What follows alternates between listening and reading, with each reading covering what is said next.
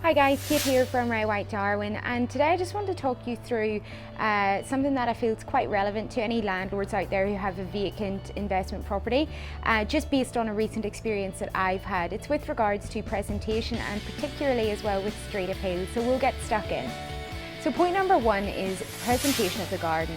It's very important that you consider how your property looks from people on the outside looking in.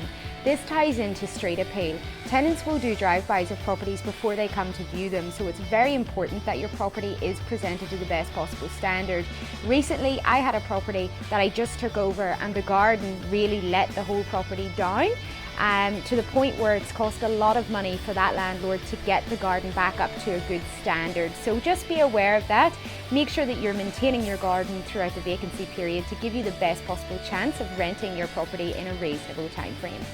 The next thing on my list are swimming pools. Swimming pools need to be crystal clear and sparkling when a tenant walks in to view a property. If they're green and cloudy and they don't look that good, they're not very inviting, it's not really going to do much for the property or add any extra appeal in comparison to another property that doesn't have a pool. We want your property looking on point.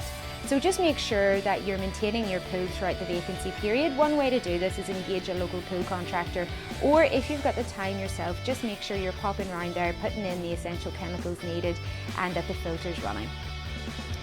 To make sure that you can maintain your pool and maintain your property, it is important to think of things like the electricity.